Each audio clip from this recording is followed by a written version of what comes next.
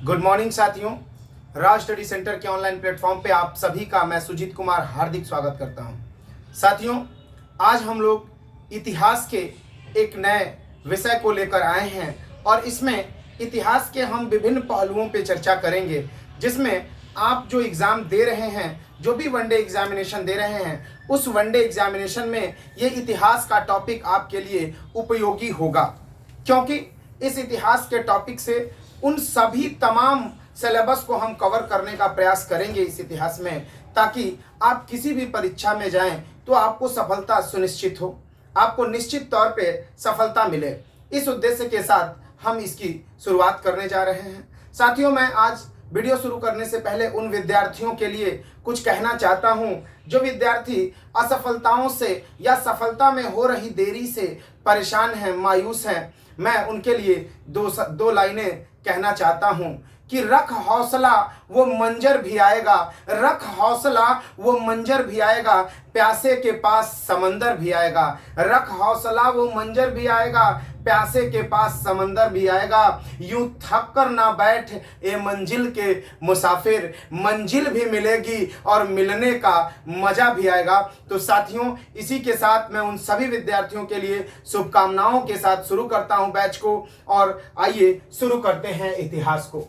देखिए, सबसे पहली बात कि इतिहास क्या है, इतिहास किसे कहते हैं, इतिहास से हम क्या समझते हैं। तो देखिए, पहली बात तो यह है कि इतिहास हम बीती हुई घटनाओं का अध्ययन करना, यानी जो चीजें बीत चुकी हैं, जो भविष्य की चीजें हैं, उन सभी चीजों का ही अध्ययन करना इतिहास है। लेकिन बच्चों, इसमें बात को समझना यह है कि जैसे कुछ लोग कहते हैं कि ये बात ऐसी थी, एक राजा था, एक रानी थी। और एक बात बताइए आप मुझे, क्या ये बातें जो लोग कहते हैं, हमारे दादा नाना नानी बहुत सारी बातें बताते थे कि अगल बगल के लोग बताते थे कि एक यहाँ राजा हुआ करते थे, एक रानी हुआ करती थी, उनका बेटा आसमान में उड़ता था।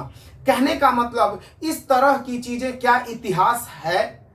तो बिल्कुल नहीं है, क्योंकि इतिहास के लिए हमें साक्ष्य होना जरूरी है। हमारे पास साक्ष्य यदि नहीं है तो वो हिस्सा इतिहास नहीं हो सकता, वह एकमात्र कहानी के रूप में दर्शाया जाएगा। साथियों, इतिहास जो है वो बीती हुई बातों का अध्ययन करना, जिसका हमारे पास साक्ष्य होना चाहिए। देखिए, बीती हुई बातों का अध्ययन करना यानी स्टडी ऑफ पास्ट, ठीक है, जिसका एविडेंस होना चाहिए हमारे पास। तो भैया, साक्ष्य होना चाहिए। तो साक्ष्य में आप देखेंगे कि साक्ष्य क्या होता है। तो देखिए, मुख्यतः साक्ष्य दो प्रकार के होते हैं। साथियों, मुख्यतः साक्ष्य जो है वो दो प्रकार के होते हैं। जैसे पहला जो है वो है पुरातात्विक साक्ष्य। पहला पुरातात्विक साक्ष्य होता है और दूसरा होता है लिखित साक्ष्य। पहला है पुरातात्विक साक्ष्य और दूसरा है लिखित साक्ष्य। पुरातात्विक साक्ष्य और लिखित साक्ष्य के बारे में हम देख लेते हैं। पुरातात्विक साक्ष्य का मतलब है कि जो हमें खुदाई से प्राप्त होती है, खुदाई से प्राप्त होने वाली वस्तुएं पुरातात्विक कहलाती हैं। खुदाई से प्राप्त होने वाली वस्तुएं, जैसे आप देख सकते हैं, इसमें अभिलेख हो गया, अभिलेख, सिक्के,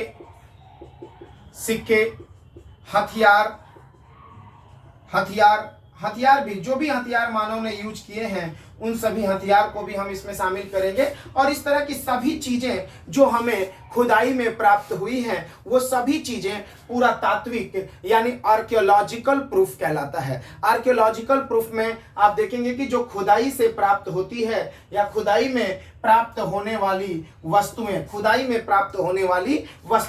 तो वो क्या है? अभिलेख हो गए, सिक्के हो गए, शिलालेख हो गया। ये सभी चीजें बच्चों क्या कहलाती है? पुरातात्विक साक्ष्य कहलाता है। पुरातात्विक साक्ष्य कहलाता है क्योंकि ये प्राचीन चीजें हैं जिनको हमने खुदाई में प्राप्त किया है। लेकिन दूसरी तरफ हम देखते हैं लिखित साक्ष्य। लिखित साक्ष्य का मतलब होता है कि जब हमें लिखित प्रमाण प्राप्त हो। लिखित प्रमाण का मतलब क्या है कि जैसे कभी कभार क्या होता है कि हम देखेंगे कि अभी इतिहास में आगे पढ़ने के बाद कि बहुत सारे विदेशी यात्री भारत आएंगे, उनके अभिलेखों से प्राप्त होने वाली चीजें या भारत में लिखी हुई पुस्तकों के द्वारा हमारे समाज की तात्कालिक चीजों की जानकारी, ये सभी चीजें लिखित साक्ष्य में आते हैं, लिखित प्रमाण में। तो लिखित प्रमाण में आप देखेंगे कि विदेशी यात्रियों के लिखे गए लेख, इसके बाद आप देखेंगे कि भारतीयों के द्वारा लिखे गए लेख, भारतीयों द्वारा लिखित, ठीक है। फिर इस तरह की चीजें जो भी, जैसे कि आप देखेंगे कि इब्न बतूता ने रेहला की रचना की, मेगास्थनीज ने इंडिका की रचना की। तो इस तरह की जो भी चीजें, जैसे हमारे यहाँ विष्णुगुप्त यानी चाणक्य ने अर्थशास्त्र की रचना की, तो इससे हमें मौर्यकालीन समाज की जानकारी प्राप्त होती है। तो इन रचनाओं को हम लिखित साक्ष्य के रूप में देखते हैं। तो इतिहास जो है वो क्या है? तो इतिहास बच्चों, आपको मैंने बताया कि इतिहास जो है बीती हुई घटनाओं का अध्ययन करना साक्ष्यों के आधार पर। किसके आधार पे? साक्ष्यों के आधार पे लिखित घटनाओं का अध्ययन करना ही क्या कहलाता है? इतिहास कहलाता है। इसमें आप समझेंगे कि इतिहास में एक पुरातात्विक साक्ष्य हो गया, साक्ष्य के आधार पे है तो, और दूसरा है लिखित साक्ष्य। पुरातात्विक साक्ष्य में जो खुदाई से प्राप्त होता है, और लिखित का मतलब कि जो लिखे गए प्रमाण हमें प्राप्त हुए हैं उसकी बात हो रही है ये, ठीक है।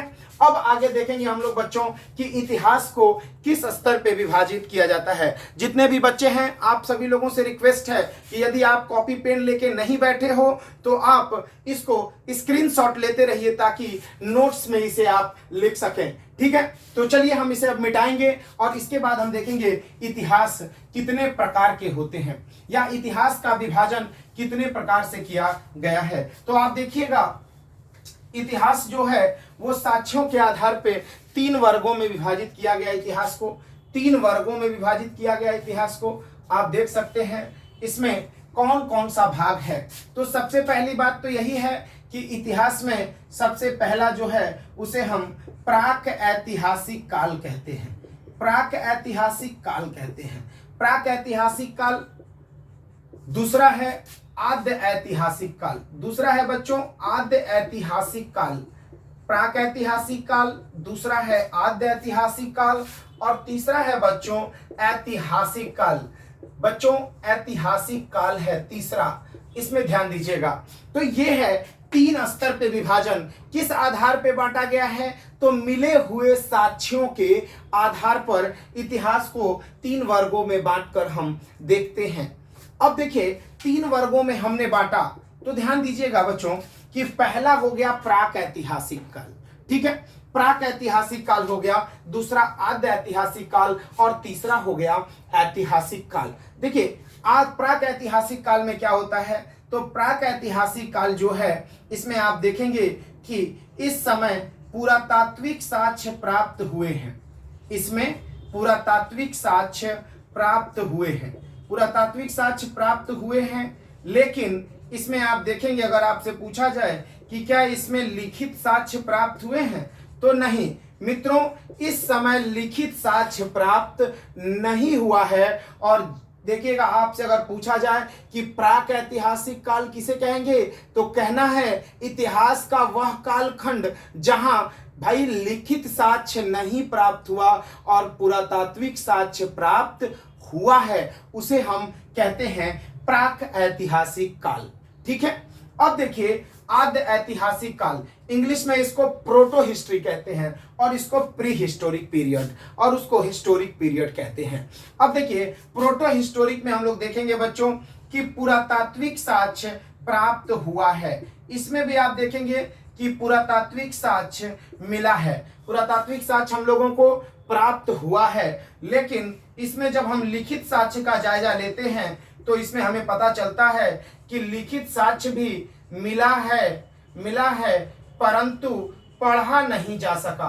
बच्चों परंतु पढ़ा नहीं जा सका, यानी ऐसा लिख दिया कि उसको अभी तक पढ़ा नहीं जा सका। भाषा विशेषज्ञ उसको पढ़ने का प्रयास कर रहे हैं, लेकिन अभी तक उसकी बातें हमें समझ में नहीं आई हैं। और आपको मैं बता दूं कि इसके अंतर्गत ही हम लोग सिंधु घाटी सभ्यता का अध्ययन करते हैं। सिंधु घाटी सभ्यता का अध्ययन करते हैं। सिंधु घाटी सभ्यता हम इसी के अंतर्गत पढ़ते हैं, यानी कि प्रोटो हिस्टोरिक का हिस्सा है सिंधु घाटी सभ्यता। और इसके अंतर्गत हम पाषाण काल का अध्ययन करते हैं, यानी स्टोन एज को पढ़ते हैं। इसमें हम पाषाण काल यानी स्टोन एज को क्या करते हैं, पढ़ते हैं बच्चों।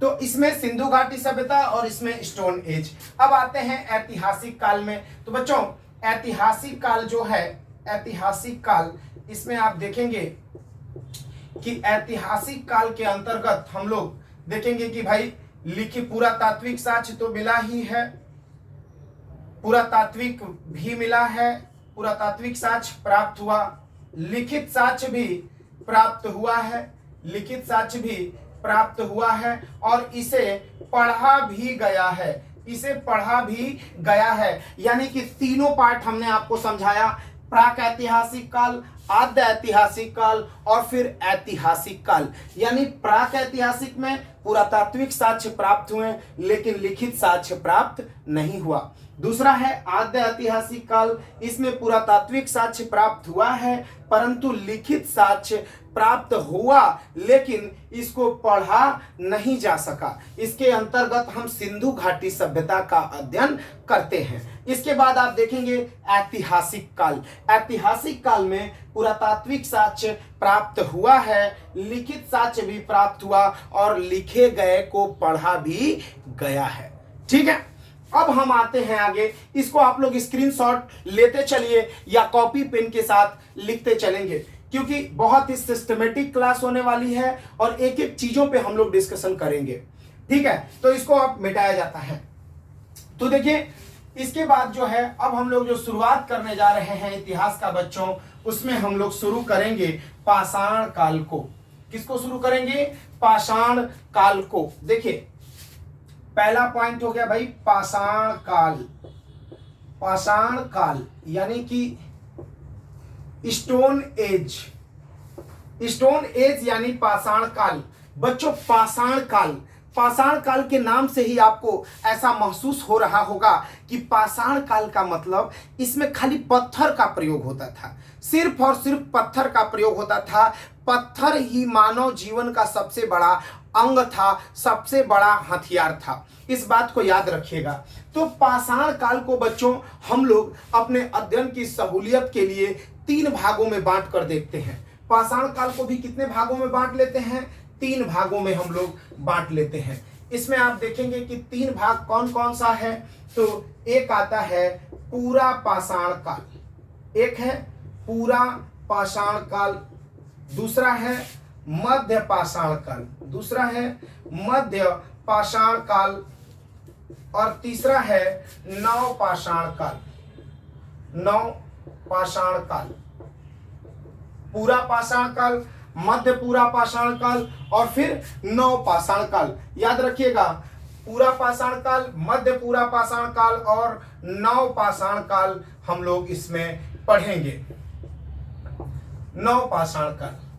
अब बच्चों एक एक करके हम चीजों के बारे में चर्चा करेंगे। इसको कहते हैं पैलियोलिथिक, इंग्लिश में पैलियोलिथिक, इसको मीजोलिथिक और इसको नियोलिथिक कहते हैं। ठीक है, अब देखिए पूरा पाषाण काल। बच्चों पूरा पाषाण काल का समय जो रखा जाता है, माना जाता है इतिहासकारों के द्वारा, इसमें भी बच्चों ध्यान रखना है, बहुत सारी किताबों में अलग अलग चीजें, अलग अलग डेट दिए हुए हैं, तो इस डेट का बहुत बड़ा महत्व नहीं है, लेकिन एक आंकड़ा के लिए आपको इस डेट को याद रखना होगा कि 25 लाख ईसा पूर्व से 25 लाख ईसा पूर्व से 12,000 ईसा पूर्व तक इस डेट को हम मान के चल सकते हैं। 25 लाख ईसा पूर्व से 12,000 ईसा पूर्व तक पूरा पाषाण काल को हम मान के चलते हैं। मध्य पाषाण काल को हम 12,000 ईसा पूर्व से 12,000 ईसा पूर्व से आपको इसको हम मान के चल सकते हैं 8,000 ईसा पूर्व तक। और उसके बाद इधर 8000 ईसा पूर्व से 8000 ईसा पूर्व से इसे हम मान के चल सकते हैं 3000 ईसा पूर्व तक। ठीक है, 8000 ईसा पूर्व से 3000 ईसा पूर्व तक इसको हम मान के चल सकते हैं। ठीक है, 12000 ईसा पूर्व से 8000 और 8000 से 3000 ईसा पूर्व तक इसको हम मान के चलेंगे। अब देखिए, ध्यान रखने वाली बात यह है बच्चों कि पूरा पाषाण काल, मध्य पाषाण काल और नव पाषाण काल की क्या विशेषताएं अलग अलग थी। ठीक है, तो इसमें समझना यह है कि सबसे पहली विशेषता हम चर्चा करेंगे पूरा पाषाण काल का, पैलियोलिथिक पीरियड की क्या विशेषता थी। तो बच्चों एक बात सोचिए कि ये जो पूरा पाषाण काल है ना यार, ये सबसे पहले का पीरियड है, मतलब सबसे पहले का समय है। और इस समय में बिल्कुल मानव, जैसे समझ रहे हो ना, देखो जैसे मानव क्या था कि पहले झुक के चलता था। झुक के चलने का मतलब कि निहुर गया, क्योंकि मानव भी तो जानवर था, मानव के पूर्वज भी तो बंदर थे, समझ रहे हो कि नहीं। तो फिर उससे धीरे धीरे डेवलपमेंट हुआ है, यानी मानव पहले झुक के चल रहा था और झुकने के बाद धीरे धीरे मानव सीधा होने लगा, और वो फिर पहली बार कहाँ आया, पूरा पाषाण काल के दौरान देखने को मिला है मानव। और इसमें आप देखेंगे कि पूरा पाषाण काल के दौरान मानव जो था वो कैसा था, तो आप देखेंगे कि भाई मानव जो था वो असभ्य था। सबसे पहले तो आप कहेंगे कि मानव इस समय असभ्य था, सभ्यता का ज्ञान इनको नहीं था, अपना पराया समाज इन सब चीजों से इनको कोई लेना देना नहीं था, असभ्य था। दूसरी बात करेंगे भाई कि मानव की और कैसी स्थिति थी, तो बच्चों मानव एक खाद्य संग्राहक की भूमिका में था। कैसा था, खाद्य संग्राहक। खाद्य संग्राहक का मतलब कि भोजन इकट्ठा करता था। भोजन इकट्ठा करने का मतलब कि जैसे मान लीजिए आज के समय में हम लोग गए बारात में, तो बारात में जाके रसगुल्ला बुनिया थोड़ा ना बल्टी बल्टी उठा के लेके जाने लगते हैं, लेकिन उस समय अगर मानव होता, उस समय का मानव होता, तो वो बारात में जाके बल्टी का रसगुल्ला गायब कर देता। काहे गायब कर देता, कि उसके जीवन का उद्देश्य था भोजन को इकट्ठा करना, खाद्य को संग्रहित करना। ठीक है, लेकिन आज का मानव ऐसा नहीं करेगा, क्योंकि आज का मानव जो है वो धन दौलत और माल पानी का क्या है, संग्राहक है। ठीक है बच्चों, तो ध्यान दीजिएगा इस बात को। चलिए आगे देखेंगे हम लोग कि मानव जो है और क्या स्थिति थी मानव की। तो मानव ने एक सबसे बड़ी बात जो इसको कहा जाता है कि आग की खोज शब्द का प्रयोग किया जाता है कि आग की खोज पूरा पाषाण काल के दौरान ही मानव ने किया था। पूरा पाषाण काल के दौरान मानव को यह ज्ञान हो गया कि आग कैसे उत्पन्न किया जाए और आग पर नियंत्रण कैसे हासिल किया जाए। क्योंकि देखिए आग तो शुरू से था, क्योंकि ये प्राकृतिक घटनाओं के द्वारा लोगों का मत था कि सबसे पहले आग जो है वो जंगल में वृक्ष के आपस में टकराने से उत्पन्न हुआ था। और इसी बात को लेके कि मानव को कब इस चीज का ज्ञान हुआ, तो मानव को ज्ञान होता है पूरा पाषाण काल के दौरान। इसके बाद आप देखेंगे बच्चों कि मानव जो थे वो पत्थरों के बड़े हथियारों का प्रयोग करता था। बड़े हथियारों का प्रयोग करता था, पत्थरों के बड़े हथियारों का प्रयोग, ध्यान रखिएगा, पत्थरों के बड़े हथियारों का प्रयोग करता था मानव इस समय में। ध्यान रखिए, मानव असभ्य था, खाद्य संग्राहक था, आग की खोज हो गई, बड़े हथियारों का मानव प्रयोग करने लगा। ठीक है, बड़े हथियार, जैसे कि मान लीजिए कि जैसे किसी जानवर का शिकार करना है, हाँ मानव एक तरीके से शिकारी भी था बच्चों, ध्यान रखिएगा, मानव एक तरीके से शिकारी भी था, हंटर था मानव। यानी कि अब जानवर को देखा भीड़ में आ रहा है तो बड़ा बड़ा पत्थर सब लेकर और बड़े पत्थर को ढकेल के काम चला लेता था, और बड़ा पत्थर गया और किसी के शरीर पे गिर गया और वो जानवर मर गया तो उस जानवर को भोजन के रूप में इस्तेमाल कर लेता था मानव। यानी मानव शिकार करता था और शिकार करने के लिए बड़े हथियारों का प्रयोग करता था, बड़े बड़े पत्थरों का प्रयोग करता था। ठीक है, इसके बाद आते हैं बच्चों हम लोग मध्य पाषाण काल की बात करेंगे। मध्य पाषाण काल की क्या स्थिति थी, तो बच्चों मध्य पाषाण काल में मानव धीरे धीरे जानकार होना शुरू हो गया, यानी सभ्यता की तरफ धीरे धीरे मानव आगे बढ़ने लगा। और आप देखेंगे कि सबसे पहले मानव ने अंत्योष्टि कार्यक्रम शुरू किया। मानव ने अंत्योष्टि कार्यक्रम अंत्येष्टि कार्यक्रम का मतलब क्या होता है बच्चा? अंतिम संस्कार का कार्यक्रम। ठीक है, अंतिम संस्कार का कार्यक्रम शुरू किया मानव ने, अंतिम संस्कार का कार्यक्रम शुरू किया। अब लोग मर जाते थे तो उसको फेंकते नहीं थे सब, उसको बजाबते गड्ढा खन के और उसमें उसको डाल दिया जाता था, यानी उसे पैक कर दिया जाता था, तोप दिया जाता था। ठीक है, तो अंत्येष्टि कार्यक्रम मानव ने शुरू किया। इसके बाद जो है आप देखेंगे कि मानव ने धीरे धीरे पशुपालन भी शुरू कर दिया, धीरे धीरे पशुपालन भी शुरू कर दिया मानव ने। पशुपालन, धीरे धीरे मानव ने पशुपालन भी शुरू किया, क्योंकि देखो आप देखेंगे कि नवपाषाण काल में जो मानव है, नवपाषाण काल का मानव आप देखेंगे कि एक कृषि करना शुरू करेगा। कृषि करने का मतलब यह है कि वो खेती करेगा और अस्थाई जीवन जीना शुरू कर देगा। तो क्या आपको लग रहा है कि खेती एक दिन में विकसित कर लिया उन लोगों ने? ऐसा नहीं था, उन लोगों ने एक दिन में नहीं बल्कि धीरे धीरे पशुपालन को करना शुरू किया। अब बच्चों आप देखेंगे कि सबसे पहले पशुपालन में सबसे पहले किसको पालतू बनाया गया? तो मानव ने सबसे पहले कुत्ता को पालतू बनाया। किसको पालतू बनाया? कुत्ता को पालतू बनाया। और आप देखेंगे कि मध्य पाषाण काल के साक्ष्य जो है वो कुछ साक्ष्य आपको देखने को मिलते हैं। जैसे आप देखेंगे कि आदमगढ़, ये आदमगढ़ कहाँ है? तो ये आदमगढ़ एमपी में है। आदमगढ़ मध्य प्रदेश से कुछ चीजें हमें प्राप्त होती हैं जो मध्य पाषाण काल के साक्ष्यों को प्रदर्शित करता है। इसमें आप देखेंगे सराय बहादुरगढ़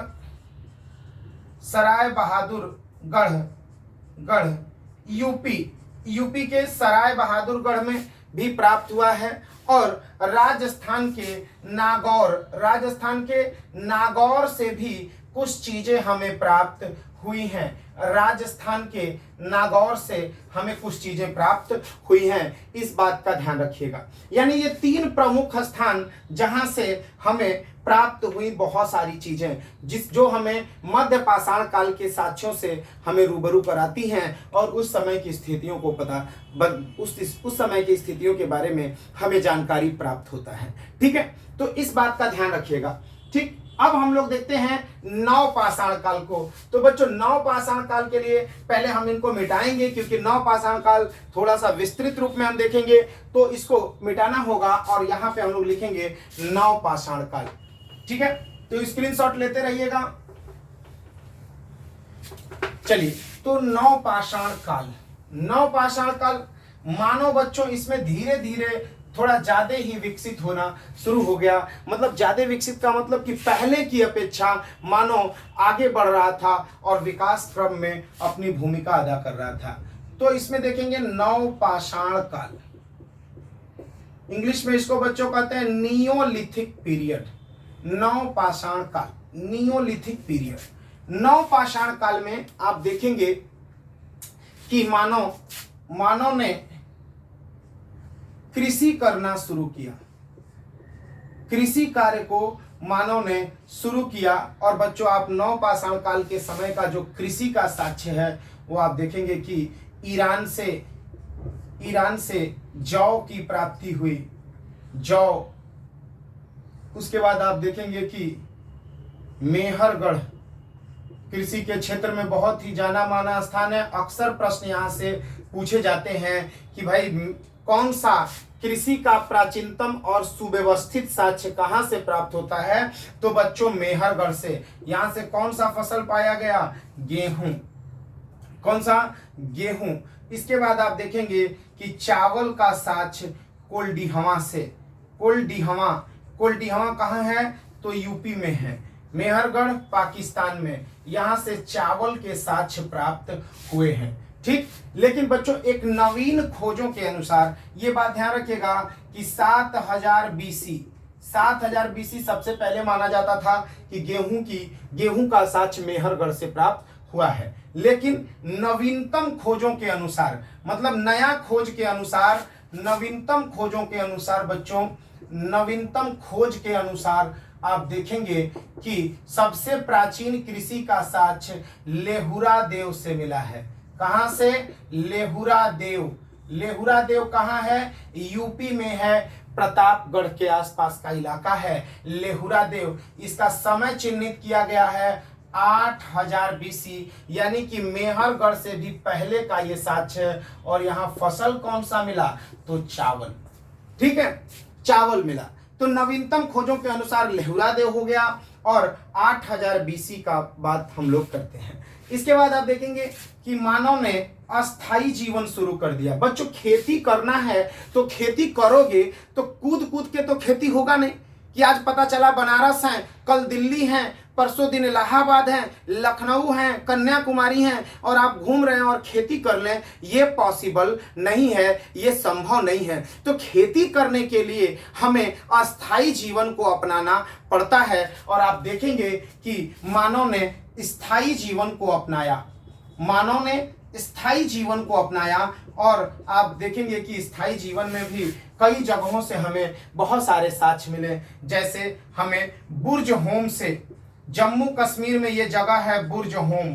बुर्ज होम J&K में जगह है। बुर्ज होम से हमें गर्तावास का साक्ष्य मिला है। बुर्ज होम से हमें गर्तावास, गर्तावास का मतलब क्या था कि जमीन के अंदर गड्ढा खन के घर बना लेना। घर बनाए हुए थे सब, क्यों? ताकि जो ठंडी हवाएं चलती थीं, बर्फ भरी आंधियां चलती थीं, उनसे मानव बच सके। उनसे मानव बचने के लिए जमीन के अंदर गड्ढा खन के बाबू उसमें घर बना लेते थे सब, और इसी को गर्तावास कहा जाता था। तो गर्तावास का साक्ष्य जो है वो बुर्ज होम से मिला है। अस्थायी आवास के रूप में मानव जीवन व्यतीत करना शुरू कर दिया। इसके बाद आप देखेंगे कि मानव जीवन में इस समय क्या और बदलाव क्या हुए थे भाई? तो मानव ने चाक का आविष्कार कर लिया। बच्चों, चाक क्या होता है? तो चाक या पहिया, चाक या पहिया का आविष्कार मानव ने इसी समय किया था। यानी प्रश्न पूछा जाएगा पहिया का आविष्कार कब हुआ? तो बच्चों, नवपाषाण काल में, नवपाषाण काल में पहिए का आविष्कार हुआ था। ठीक है, इसके आगे आप देखेंगे कि मानव ने तांबे का भी खोज कर लिया था। तांबे का खोज, तांबे की खोज हो गई, तांबे की खोज हो गई। तो बच्चों, इसीलिए जब नवपाषाण काल में तांबे की खोज हो जाती है तो उस पीरियड को ताम्रपाषाण काल कहा जाता है, क्योंकि उस समय तांबा और पत्थर दोनों का प्रयोग मानव हथियार के रूप में करने लगा। और देखते हैं आप कि तांबा एक हल्की धातु है, तो ऐसा दूर तक मारने वाला जो हथियार था उसमें सपोर्ट के रूप में तांबा का इस्तेमाल करने लगे हम लोग। ठीक है, तो ताम्रपाषाण काल के समय आप देखेंगे इसको चैल्कोलिथ भी कहते हैं। चैल्कोलिथ पीरियड, चैल्कोलिथ पीरियड। ठीक है, चैल्कोलिथ काल भी कहते हैं इसको, या चैल्कोलिथ पीरियड भी कहते हैं, तांबे की खोज की वजह से। अब आप देखेंगे कि मानव ने अपना घुमंतु जीवन छोड़ दिया, इधर उधर घूमकर जीवन बिताता था जो वो अब छोड़ चुका है, और मानव अब अस्थायी जीवन जीना शुरू कर दिया। इसी के संदर्भ में कुछ और भी प्रश्न और बातें आती हैं कि भाई मानव के जीवन में नवीन का जो नवपाषाण काल है उसमें और भी क्या चीजें। तो बच्चों, आप देखेंगे कि एक प्राचीनतम साक्ष्य नवपाषाण काल के समय का जो साक्ष्य प्राप्त हुआ है, आप देखेंगे कि इसमें हथियारों का प्रयोग, छोटे छोटे हथियारों का प्रयोग होने लगा। मानव छोटे छोटे हथियार यूज करने लगे। जैसे जैसे समय बीत रहा है बेटा, मानव का हथियार छोटा होता चला जा रहा है। आप देखेंगे पहले बड़े हथियार हुआ करता था, फिर छोटा, फिर छोटा, अब और छोटा हथियार होते जा रहा है। लेकिन बच्चों, ये हथियार भले छोटा होता जा रहा है लेकिन ये ज्यादा प्रभावशाली हो रहा है, क्योंकि देखिए अब तो ऐसा ऐसा हथियार बनने लगा जो हमारी आंखों से दिखाई नहीं देगा। अब आप कोरोना को ही एक हथियार मान लीजिए, हजारों लाखों लोग तबाह हो जाएंगे लेकिन कोरोना दिखाई देने वाला चीज नहीं है। यानी हथियार छोटे होते चले गए परंतु प्रभावशाली होते चले गए। तो छोटे छोटे हथियारों का प्रयोग कब शुरू हो गया? तो छोटे छोटे हथियारों का प्रयोग नवपाषाण काल के दौरान शुरू कर दिया गया। ठीक है, अब आप देखेंगे कि भाई कुछ चीजें, तो जैसे एक जगह है बिहार में, बिहार में एक जगह है चिरांद, चिरांद, यहाँ से भी पुरातात्विक साक्ष्य प्राप्त हुए हैं पाषाण काल के। पाषाण काल के पुरातात्विक साक्ष्य प्राप्त हुए हैं। पुरातात्विक साक्ष्य कहाँ के भैया? तो पाषाण काल के प्राप्त हुए हैं पुरातात्विक साक्ष्य। एक प्रश्न पूछा जाता है कि मानव सभ्यता का यानी सभ्यता का पालना किसे कहते हैं? सभ्यता का पालना किसे कहा जाता है? तो बच्चों याद रखिएगा, सभ्यता का पालना एशिया को कहा जाता है। सभ्यता का पालना एशिया को कहा जाता है। मानव का पालना किसे कहते हैं? मानव का पालना किसे कहते हैं? तो याद रखना, मानव का पालना जो है वो अफ्रीका को कहा जाता है। मानव का पालना अफ्रीका को कहा जाता है। ठीक। एक प्रश्न पूछता है कि गुफा चित्र कहां से प्राप्त हुआ है? पाषाण कालीन गुफा चित्र कहां से प्राप्त हुआ है? तो याद रखिएगा, पाषाण कालीन गुफा चित्र आपको मध्य प्रदेश के भीमबेटका से प्राप्त हुआ है। मध्य प्रदेश के भीमबेटका से प्राप्त हुआ है। मध्य प्रदेश के भीमबेटका से प्राप्त हुआ है। ठीक है, मध्य प्रदेश के भीमबेटका कहाँ है? तो मध्य प्रदेश में है। मध्य प्रदेश में है। तो भीमबेटका से मध्य प्रदेश के भीमबेटका से आपको गुफा चित्र प्राप्त हुआ है। तो इस तरह की चीजें जो छोटे छोटे प्रश्न हैं आपसे पूछे जाएंगे कि कृषि में भाई जौ कहाँ से प्राप्त हुआ? ईरान से हुआ। गेहूं कहाँ से हुआ? मेहरगढ़ से हुआ। कोल्डिहवा से चावल। लेकिन नवीनतम खोज के अनुसार लेहुरा देव को सबसे प्राचीन माना जा रहा है। और अस्थाई जीवन में आप देखेंगे कि बुर्जहोम से गर्त आवास का साक्ष्य प्राप्त हुआ है।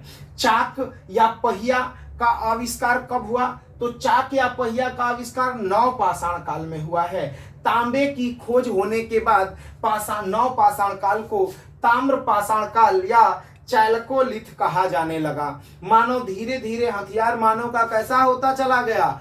छोटा होता चला गया। तो इस स्थिति को हम लोगों ने देख लिया। इसके बाद हम लोगों ने देखा था कि भाई इतिहास के बारे में हम लोगों ने ओवरऑल एक व्यू ले लिया कि इतिहास है क्या, इसका विभाजन कैसे हुआ है, इसका बंटवारा कैसे हुआ है। देखिए, एक और भी पूछा जाता है कि भाई पाषाण काल का जो मृदभांड प्राप्त हुआ है वो सबसे ज्यादा कहां से मिला है?